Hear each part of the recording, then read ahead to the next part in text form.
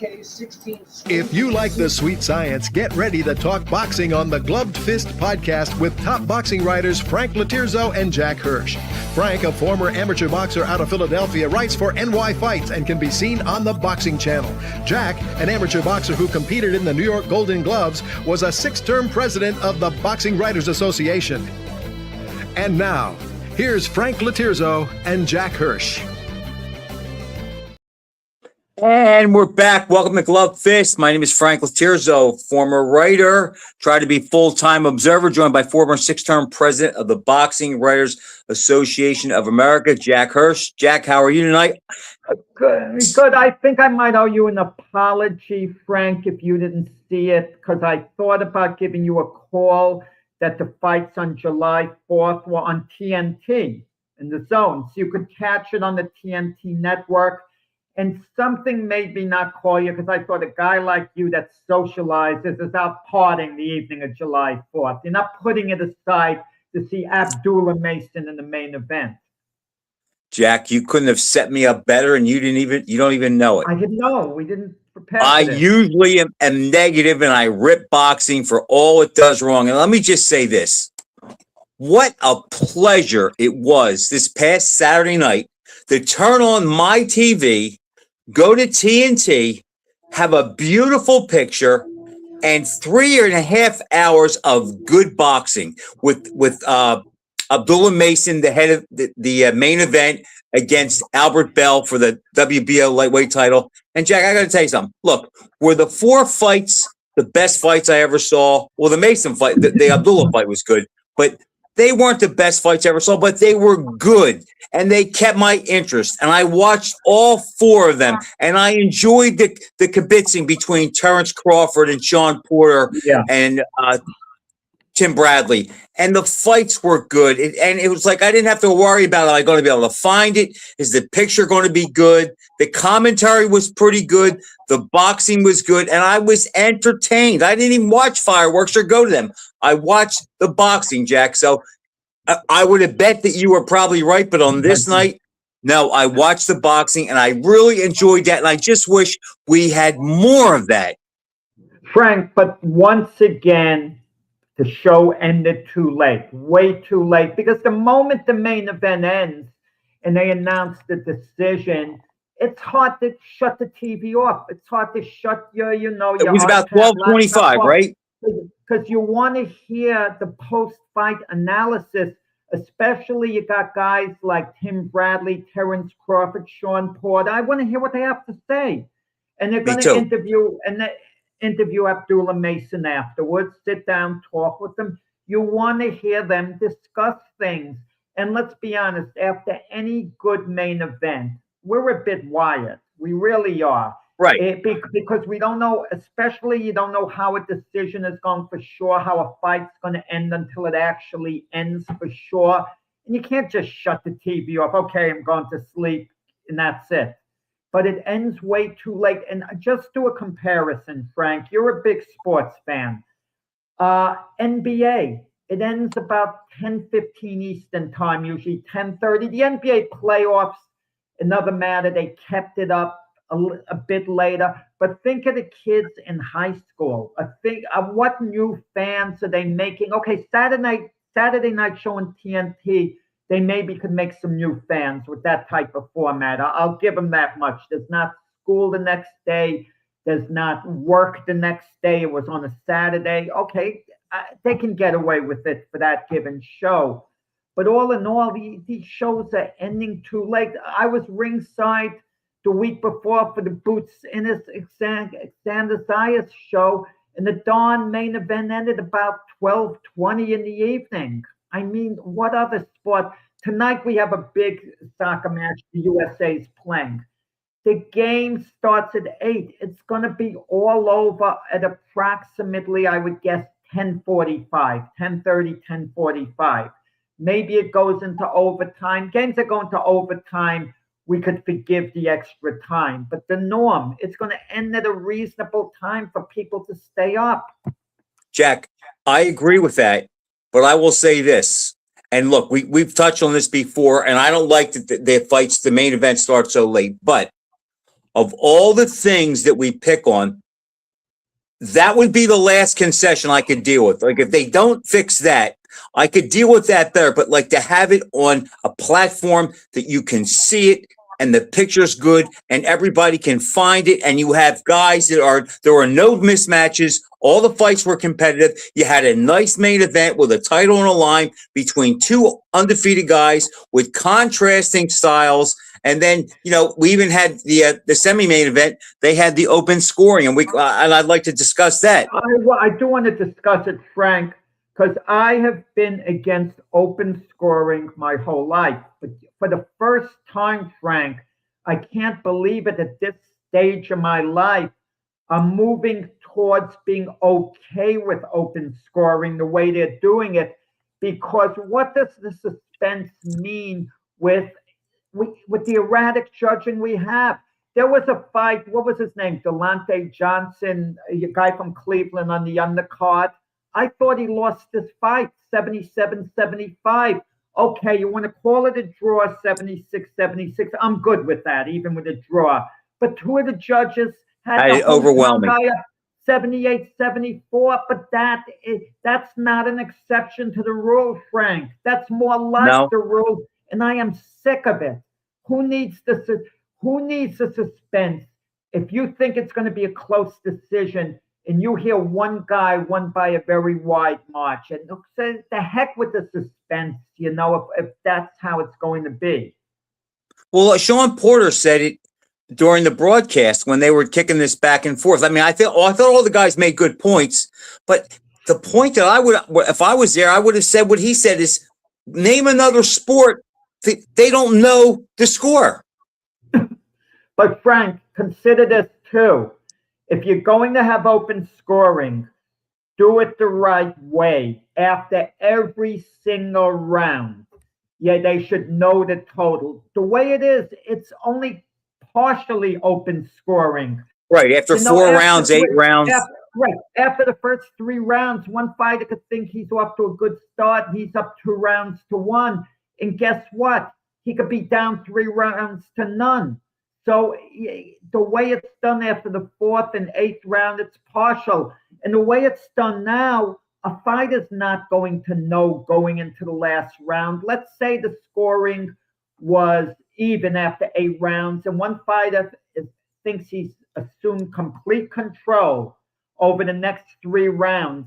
But in actuality, he's won 2 of the last 3 rounds and maybe lost 2 of the 3 last. He might feel going into the last round, I got this one. I knew what it was after 8 rounds, and so on. Well, that was the counter argument. Yeah, that was the counter argument they made. You've been against open scoring, I assume. I don't think we have. I've gone back and forth with it, Jack. I haven't really been a big proponent of it, but as you, I'm more open to it. And again, for the one reason, the big reason is every other score, even a sport like wrestling, they know the score. It's like, why does boxing have to be different? And this way, it takes all the excuses away. If the judging was good, the way it should be, okay? If you and I were judges and some other people judges, we wouldn't always agree. We would sometimes have a score that was maybe a little off, but there wouldn't be any bias there. Out of 12 rounds, we agree on 10. Yeah, or at the conclusion of the conclusion of the fight going into the last round, I should say, with 1 round left. If the fight is desperately close, us scorecards would mirror that one way or the other. But some of these judges, they have to fight locked up for one guy.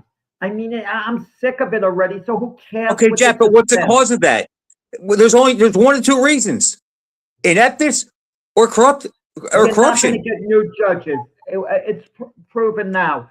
No, they're not going to get new judges. Referees are never held accountable for how they scored a fight, and we're given the same tired, stale line that, well, it's subjective. It's a matter of opinion. Of course, everything is a matter of opinion, Frank. You could get an axe murderer in the street, and I could say acquit him because he's on insanity. He's insane, so he's not really guilty. I could give that crazy interpretation. I mean, some things are obvious. Some fights are obvious. Some rounds are obvious. I don't want to hear subjective. We can debate the Ali Norton decisions, for example. You know, the second, especially the second and third fight. We can debate who we thought won. That's debatable. Some you could even debate Usyk Fury. I mean, you could. I mean, I thought Usyk won both fights, but it's not beyond the realm of being, you know, reasonable. If you can't debate Holyfield and Lewis won. Yeah, but even Holyfield Lewis won. I told you I had 6 rounds for Lewis clearly, 1 round for Holyfield clearly, and there were 5 rounds that could have gone either way. So you could make an argument that Lewis won 11 rounds to 1, just like you could make an argument that Holyfield won 6 of the 12 rounds. Same thing. But you know, Jack, in the first fight? In the first fight, yeah. The Eugenia Williams fight, you had it 6-1. Wait. You didn't hear me. Did you hear what I said, Frank? There were 7 rounds that were not close. They weren't even debatable. Lewis won 6 rounds. Holyfield won 1 round. There were 5 rounds that were close enough to go either way. Now, the law of averages will tell you if you give Holyfield 3 of those 5 rounds, Lewis wins 8 rounds to 4. If you give Holyfield all what did I say? All 5 of those rounds, okay, then it's a draw. That's a draw. If you give Lewis all 5 of those rounds, he wins 11 rounds to 1. So it went anywhere from a draw to Lewis winning 11 rounds. I had that fight 9-3. Which is fine. For Lewis. I had Lewis. I gave Holyfield 4 to 5 close rounds. So I had it 115, 113 Lewis, and I felt completely uncomfortable with that score. Very uncomfortable with that score. So I think I had it 117, 111. Right. Had I been a judge that night, I would have turned in a 115, 113 card for Lewis, and I wouldn't have felt comfortable with it because my thought process would have been, but Lewis in reality won by more than that. That would have been my thought process.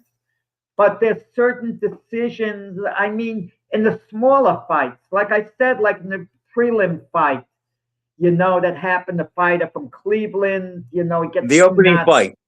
The opening fight. I mean, I'm sick of it. Yeah.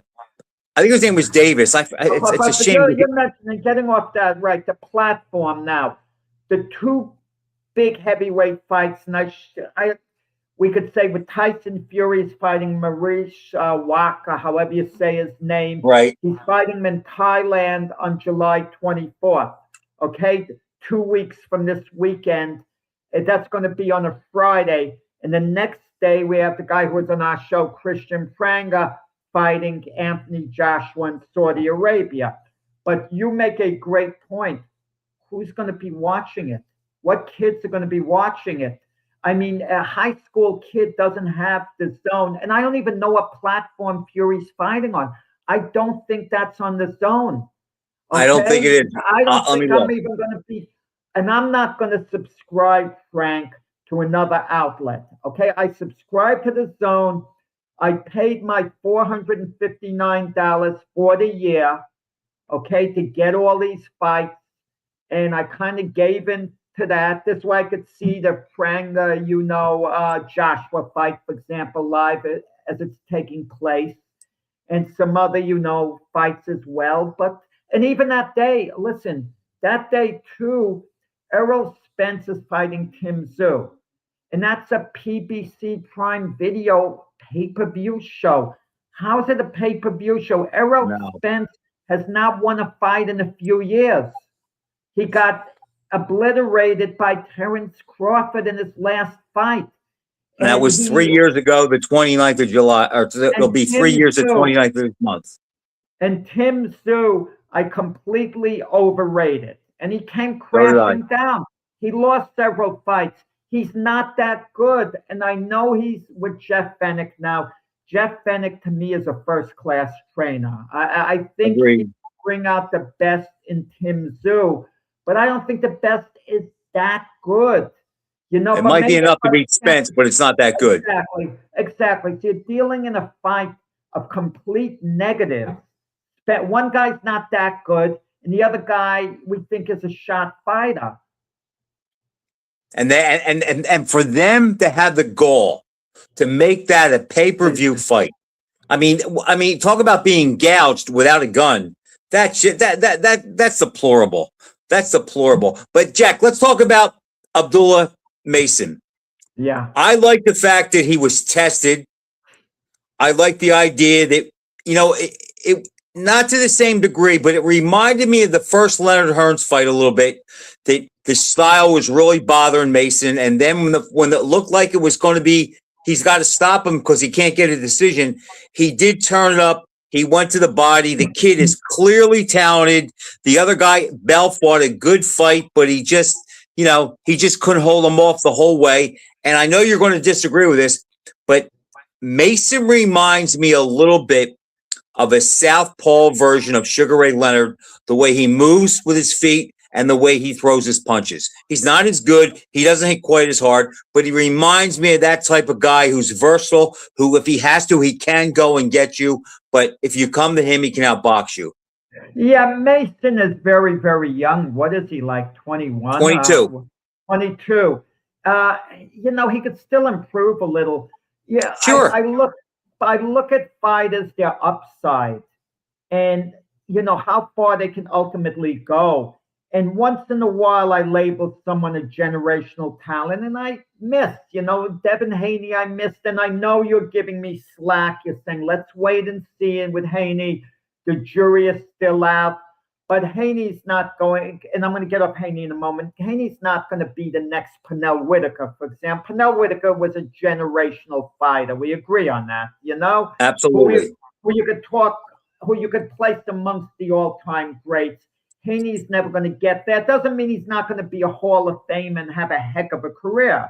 I'm not saying that won't be the case. He won't be an all-time great the way I projected he could be.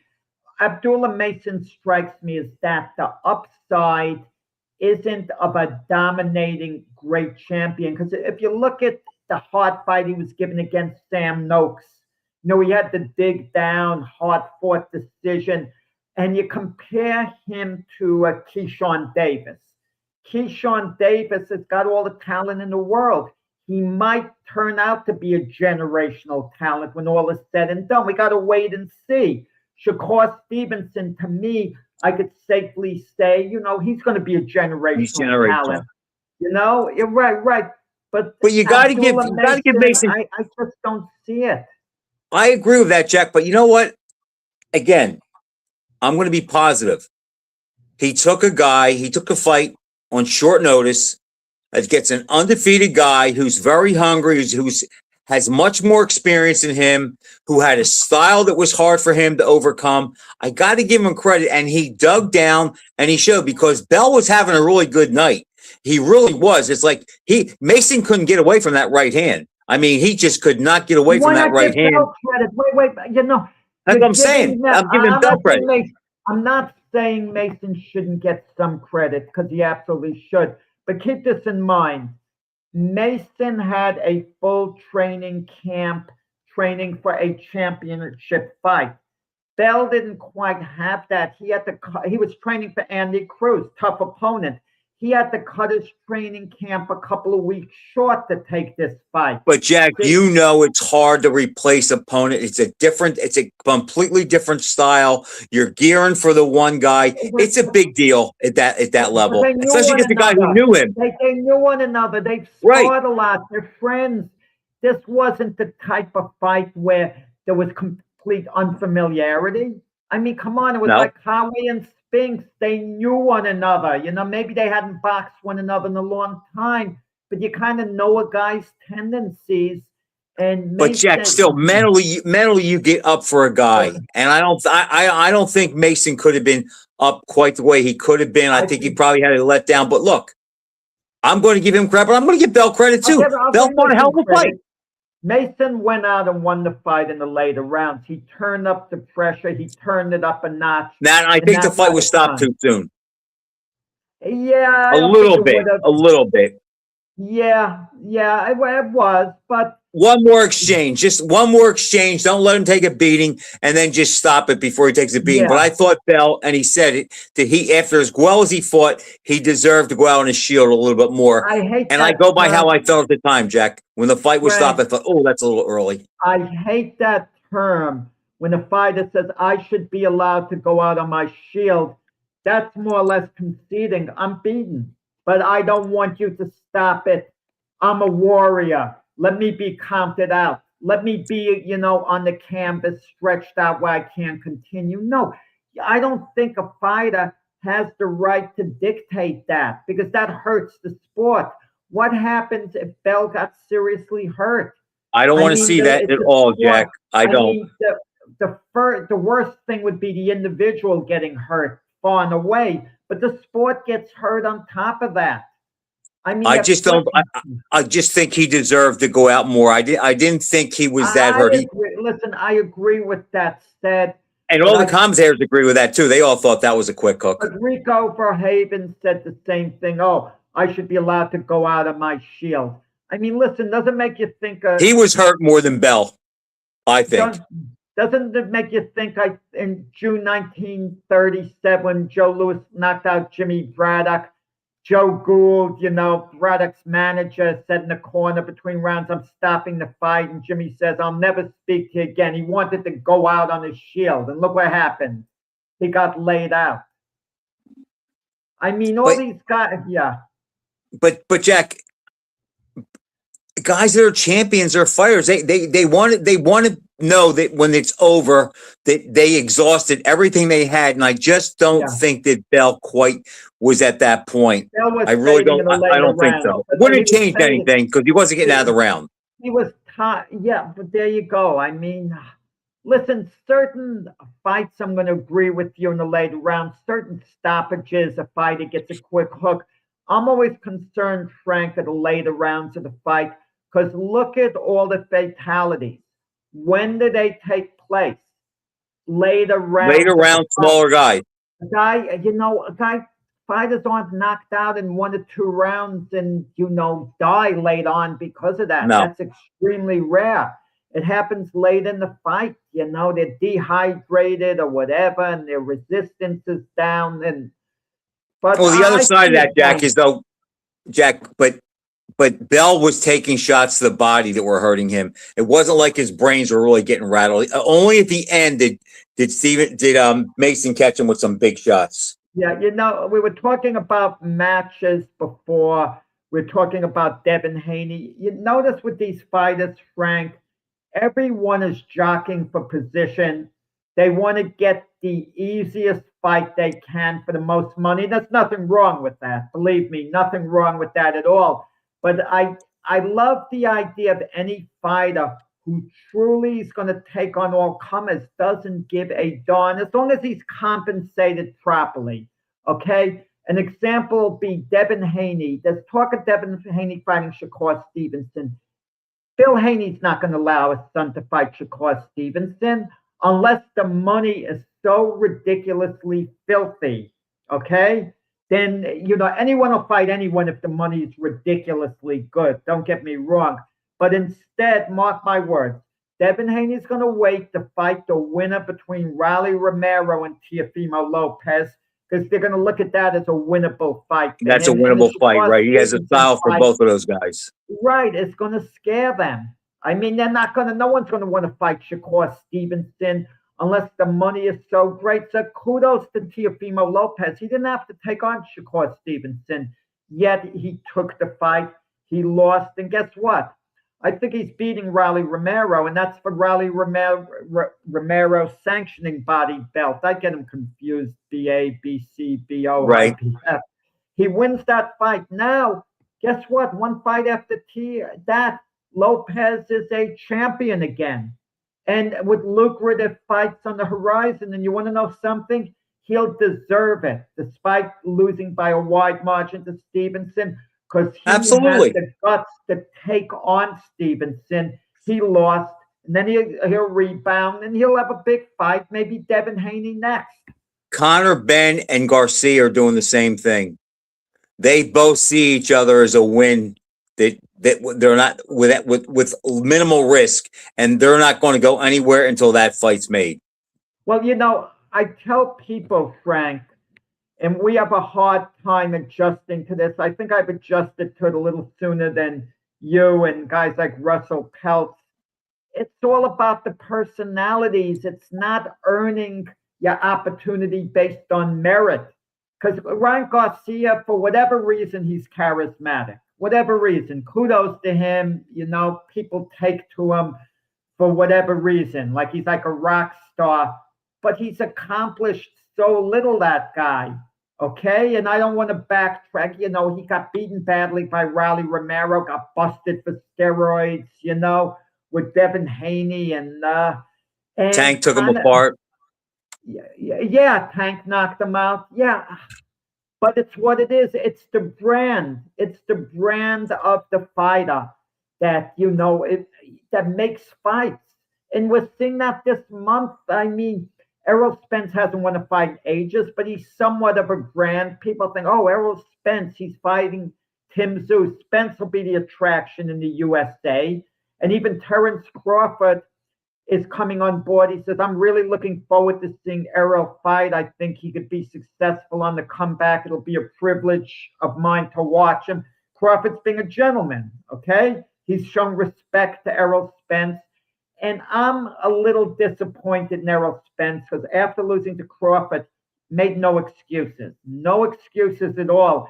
And now he's coming up with, oh, I had such a lousy training camp. I heard that. I wish he hadn't done that, because is anyone going to buy that, excuse that Crawford was just better.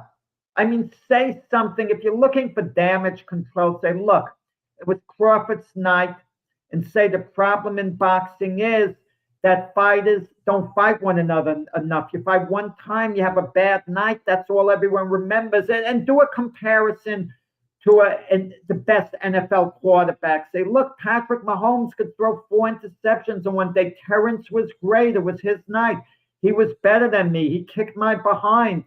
Don't ask me what's wrong with me. Give all the glory to Terence Crawford. That's what we want to hear. But we didn't. I saw an interview this week on that subject, and Michael Nunn was talking about his loss to Tony, and I thought he really handled himself well and said, look, I was winning easy.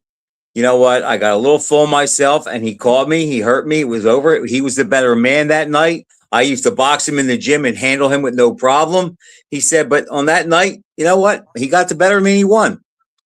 Yeah, listen, sometimes, Frank, excuses are valid. They really are. Nunn was beating Tony handily, dominating the fight. He wasn't lying. He like with Hearns getting stopped by Iran Barkley. Oh, he was on that fight was on the verge of being stopped. Right, and you could say I had a lapse in concentration. I was winning easy. Everyone could see that, and I got nailed. Kudos to Barkley. You can't take your foot off the accelerator ever. That's the lesson to be learned. And then I don't know why. A couple of nights ago, I came across an interview with Ernie Terrell before I passed away. It taken in about 2014 or whatever.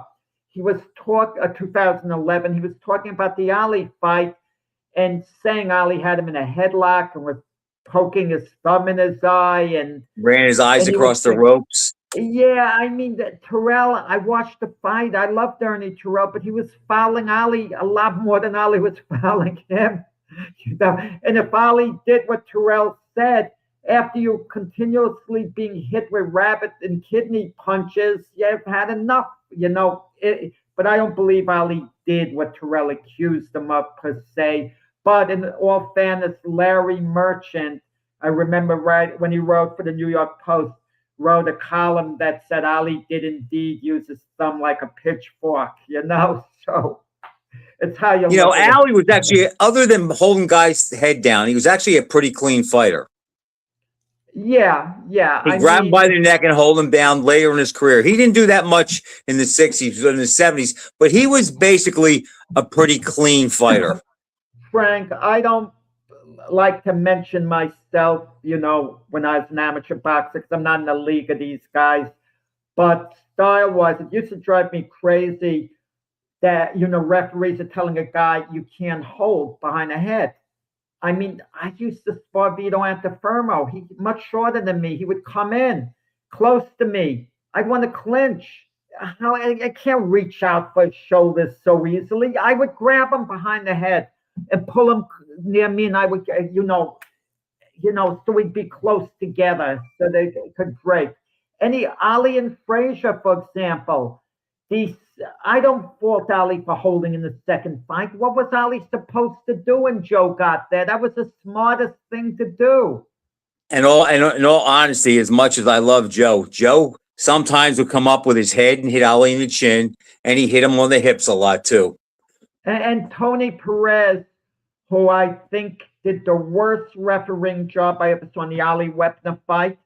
He was criticized in the rematch between Ali and Frazier. And yeah, the 7 seconds that he stopped the action before the round ended, even though it had no bearing on the outcome at all, that was a colossal mistake, but it had no bearing on the outcome. No bearing at all. None. But he made a great point why he allowed Ali to hold. He said, but Joe wasn't working on the inside. Okay? If Joe is working on the inside, but Jack, if he pulls you in really close, it is hard to work though. If he pulls you in really close, he clamps down behind your head, it is kind of hard to punch. Okay. And Ali did do that. Okay, Ricky Hatton complained about Floyd Mayweather, all his holdings, saying he couldn't execute his fight. I didn't see Floyd doing anything wrong. Floyd did what he's supposed to do. You have an aggressive fighter coming after you. It's called clinching. I mean, people use the term holding for clinching. Clinching used to be a smart thing to do years ago. Fighting on the inside, right. Fighters were taught how to clinch. The problem is... Well, I can give you an example. I can give you an example where a referee, I don't think he altered the outcome, but he prevented one guy from using the only advantage he had. Now, you know what fight that was. Wait. Say that again. Let me get you. I don't think the referee in this championship fight, I don't think his antics changed the result, but it did affect one guy, the loser, really negative, and that was Ruiz and Jones. Okay. Jay Nady did not let them fight on the inside at all. As soon as Ruiz got in close, he pushed them apart. There was a fight. Now I remember Joseph Ekbeko against Abner Maz. And the referee... I saw that, but forget it. That was the worst. That was such a horrendous refereeing job. The referee's name escapes me. I don't want to give the wrong name. Okay? Right. Yeah, I think I remember the name, but I'm going to let it go. But I don't want to risk giving the wrong name and name. Go ahead, Jack. You talk. I want to see who it is now. I'll look at. I'll Google it. The Joseph Ekbeko fight, because I mean, it's a terrible thing if you name the wrong name and think, the worst reffing job, and it's actually the wrong guy. But I remember, it was outrageous. That was the first time they fought, the first fight. The match was marred by referee Russell Moore's failure to penalize several blows from Maris, which sparked debate among fans and analysts. Despite the controversy, Maris won the fight by unanimous decision, claiming the IBF title. Okay, Russell Moore. Is that who you were thinking of? Yeah. I didn't want to just, it's unfortunate. But getting off that to heavyweight, so Fury and Joshua are fighting. I think we both agree if there's going to be a major upset, I think we both agree more likely than not it would be Joshua getting upset than Fury. The day apart. Absolutely. A day apart. And I don't get it why Fury's fighting in Thailand now. For Fury Joshua to take place, all parties have to be on board. And Fury's unpredictable. Fury is aligned with Dana White, and Joshua is aligned with Eddie Hearn. And what disturbs me the most, and we touched upon this, I think, a show or two ago, is where the fight might take place. If this fight doesn't take place in the UK, every fan in the UK should say to heck with it, not even get it or pay attention. They should basically boycott it. It's absolutely outrageous. What could be the difference? Let's say, Joshua and Fury are each going to get paid, let's say for argument's sake, 60-70 million dollars, for argument's sake. So you mean to tell me if both Fury and Joshua, instead of making 60 million or fight elsewhere for 75 million, they should be supported by fans in the UK? Did they give a darn that the fans will have to travel to, let's say, Los Angeles, where there's speculation the fight will be held at Vegas? I mean, it's a slap in the face to everybody. I can't see the fight happening in the States, Jack. If Joshua cared and Fury about the fans at all, they would insist it be on the UK. That shows me they don't give a damn about the fans at all. So you think they're just jockeying for money? Oh, it's strictly a money thing, because they might. I understand the weather could play a role in it at this point, because they're both fighting in July. In reality, there should be a turnaround, and the fight could take place a couple of months later. But they should fight November. Come November, the weather starts becoming a little rough. But you want to know something? I'd sooner delay the darn fight into the following May, rather than go to Jack, I wouldn't do that. Fight. No, with these two, who knows what could happen? Listen, they don't even have to fight in the interim. People are going to turn out. Like I said earlier in the show, it's about the brand, Frank. It's not about merit. Neither guy's done anything on merit for a while. What has Joshua done? He has last two fights. He's won 2 fights in the last few years. He stopped Nagano in 2 rounds. Kudos to him. He restored the honor of boxing. But Frank, Nagano hadn't won a professional boxing match, and he stopped Jake Paul, a cute little win.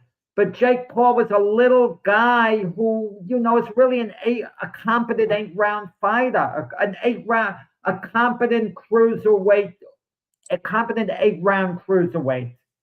Jack, I'll tell you what, I'm not convinced that if they both win the end of this month, I'm still not convinced that they're going to fight. The fight is 10 years overdue. I was talking to a friend about this the other night, and I know you don't believe me, and I'll watch it. But as far as interest in that fight, I'm telling you, I have about as much interest in Joshua and Fury fighting as I would as if Mike Tyson and David Tua came out of retirement and fought. Yeah, I mean, and I wonder. I'm tired of their act, Jack. I'm tired of Fury's act. I'm tired of Joshua's act. It's like, for all the reasons you said about Joshua, Fury's mouth gets on my nerves. He never looks that good, and it's like, it's a money grab, because what does it mean if they win? Neither one will ever sniff the title again.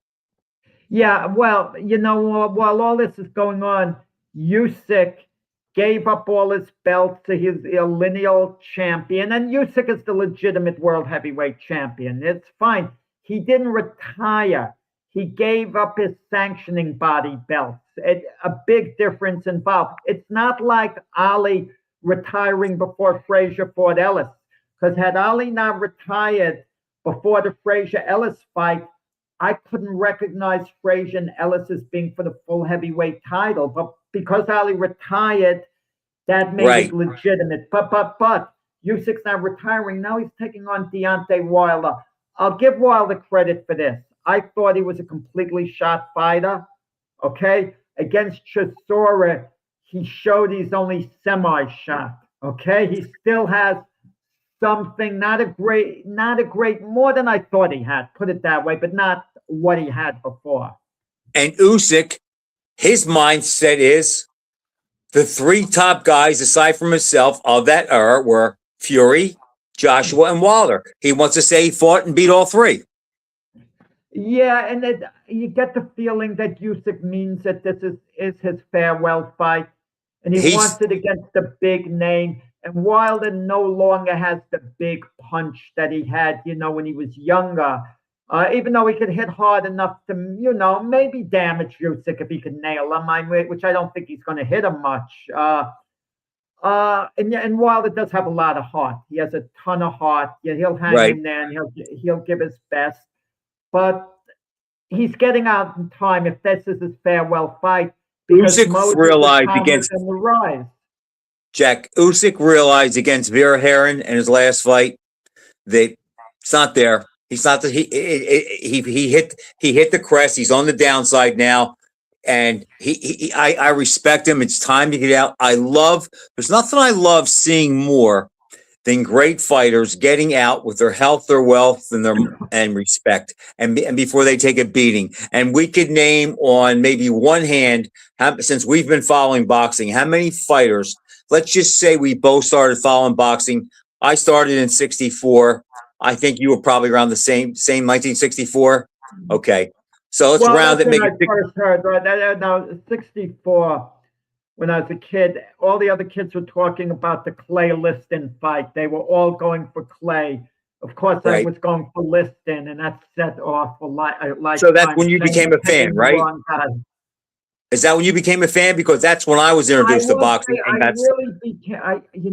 The Griffith Archer fight intrigued me, a great deal.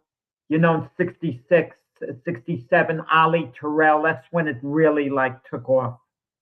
Okay, so 64 for me, 67 for you. Okay. No, close. You could say 60, 66. I get. I know. Okay, so roughly the same time. And it was all because of Ali, of course. Okay. Yeah. My point is this. How many fighters, let's try to do it. How many fighters since 1965 can we say got out at the exact perfect time? Guys that come to my mind are Monzon, Crawford, Lennox Lewis. Who else? Mayweather. Andre Ward. Andre Ward. Calzaghe. I think you're missing the point to a degree. You're 100% correct if you talk about career-wise and legacy as a fighter. But but when you said before, well, getting out with all your marbles, this and that, these guys, there's a long-term effect on them. These guys, they're fighting too long. Even a guy like Mayweather, those exhibition fights, you get hit. You get hit when you spar a little in the gym. When you're younger, it's another matter. But when you've had a long career, I don't think Andre Ward's going to have that problem because I think he drew the line and got out right before. Look, a guy like Carlos Palomino, he lost the last two fights of his career, split decision to Wilfred Benitez, losing his title. It should have been unanimous, but it was a competitive fight. And then lost the decision to Roberto Duran. And then he got out at the perfect time. Lost two fights, didn't just hang around for the sake of it. Mike Spinks got out at the perfect time. He basically got out at the right time, too. So did Marvin Hagler. But the punches, unfortunately, have had an effect on Michael Spinks. But, Jack, my point is this. You're right. Nobody knows what the future holds. We both agree that Ward's going to be okay. I think Crawford will be okay. Who knows if Monzon was okay? My point is, when they get out, everything seems to be okay. Where other guys, and the list is so long that they just didn't get out at the right time. And we knew that then. Sure. Okay, let's put it this way. If you could retrace Muhammad Ali's career, and you can be in charge of it, when would you have retired him after what fight? Let's say Ali, and you could have a look back if Ali were alive. Okay, you want to preserve, you're thinking of his legacy and his health. Okay, but you can't be overcautious, because if you're going to be overcautious, you're going to retire him after the first Liston fight. You know what I'm saying. No, Frank. the perfect time. There were no dragons to slay after Manila. That's when he should have retired. Yeah. Okay. If he didn't have Manila, that meant a lot for his legacy positively. He had to win that series with Frazier. Joe Frazier. When would have been the perfect time for Frazier to get out? I would say Manila also, but I mean, if I can't say Manila, then when would it be? He can't retire I'll after tell the you fight of when. the century. After the Ron Stander fight, because he would have fought 2 more fights after the fight of the century. So all the talk he was beaten up so bad, that talk would continue, but he would have fought a couple of more fights. And then you know what I would have had Joe do? I would have had him run the Philadelphia Marathon, another marathon, train for that to show, look, I'm physically fit. I'm just tired. Everything with boxing in the business. You could, Jack. There was a school of thought around him though that he really retired mentally after the fight of the century. Oh, He you climbed, couldn't get up for it. You couldn't get yeah, up mentally. he climbed the mountain and achieved everything he wanted to achieve, and then some. How about Sugar Ray Leonard? Once he retire, Well, he was forced into his first retirement with the detached retina. after Bruce Finch. I mean, Leonard made a great point because, he lost his last couple of fights to Terry Norris and Hector Camacho. And Leonard said, people told me not to take those fights, but they also told me not to fight Hagler. And had he listened to them, he wouldn't have had that defining moment in his career. And as it turns out, amongst Leonard's greatest wins, the Hagler fight, as controversial as it is to some people, not to me and you, but to a lot of people, it's a bigger fight for his legacy than That's when he should have left, Hearns Jack. He and should have never Duran. come back. He should have never come back. After the Hagler, right. That, No, and no, he embarrassed him. No, he should have that like you said, that sealed everything. If there was ever a doubt, that sealed it. He should have got out then. How about Hagler? Hagler, perfect time, as it turned out. You want to know why? Because even with the loss to Leonard, as time goes by, more and more and more, the majority Doesn't hurt him of as people much as seem it to did. feel that no, but the majority of the people seem to feel Hagler won. I'm at the Boxing Writers Dinner. Wally Matthews is accepting an award for John Saraceno, who, I heard wasn't doing well, a writing award.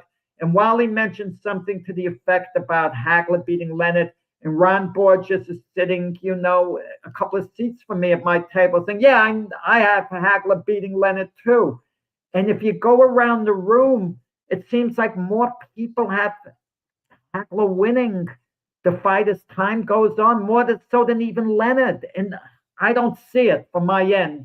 Say it was a close fight.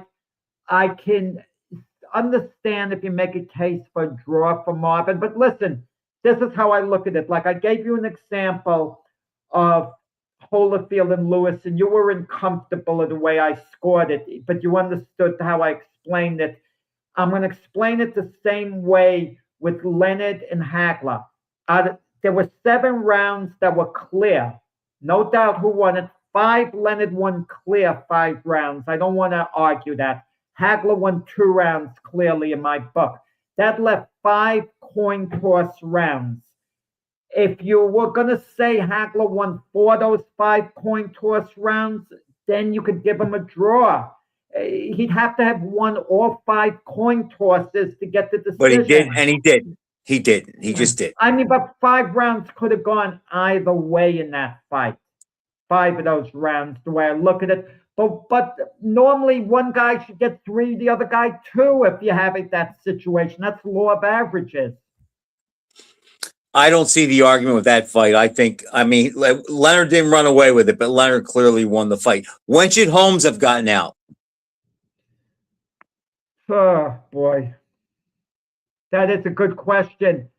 Had he won the rematch with Spinks, the best time on reflection would have been after he beat David Bay, went to 47-0, but he thought he'd have an easy fight with Michael Spinks, and he was caught up on the mythical record that was a creation of the media, Marciano 49-0. That's not a record. It was created, the imagination. I mean, come on. Where do you get that? Marciano holds the record 49-0. Who holds the record? Guys did better than 49-0, and then they, lost fights. I mean, I don't get it. I mean, it was a great accomplishment by Rocky. Don't get me wrong. Rocky had a magnificent career, and Didn't Rocky, duck to his anybody. credit, Rocky Marciano was smart enough to get out at the perfect time. I mean, it was brilliant. So in one sense, Rocky is you know, one of the greatest fighters ever, because he had such superb judgment when to end his career. But Jack, think about being undefeated. It just lives forever. When you never suffer that loss, it lives forever. And the further you go, it does get bigger. Marciano at 48-1, totally different legacy. If Mayweather doesn't get the decision against Castillo, I know you think he deserved it, but most people thought he lost that fight. I had it a draw. Okay, draw. But if he doesn't get that decision, his career's looked at completely different. No, not necessarily. I know what you're saying, Frank. I understand, and I'm not saying you're wrong, but consider this, okay? If I get 20 of the most knowledgeable boxing people together, and we ask who is a greater fighter, Andre Ward or Roy Jones? I mean, how many are going to say Andre Ward? None of them might say that. And Ward was a great fighter, and he was unbeaten. I'll say Joe Calzaghe, Roy Jones. Even Joe Calzaghe says Roy Jones was, the best.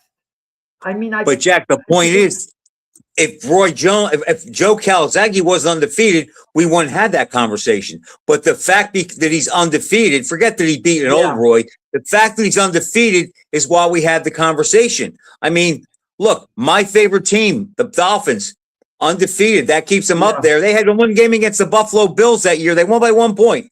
What if they lose that game? They went back and won the Super Bowl. They're one of the great teams, but nobody's ranking them as high as other people do. And a lot of people that follow the sport, their 73 team was actually better than the 72 team. So, near misses. Look, the Knicks just won the NBA championship. Patrick Ewing never won an NBA title, but in the finals, game 6 against Houston, they're down 2 points. John Starks is taking a 3-point that got blocked by Olajuwon. Imagine John Starks hits that shot. The Knicks are NBA champions under Ewing, and Pat Riley is their coach. Just think of how big that would have been. They didn't quite get it done. I get that's sports. Everything. How many games can we say that about? Look at Scott Norwood. What if he makes that field goal? Bill Parcells is not the legend that he is today.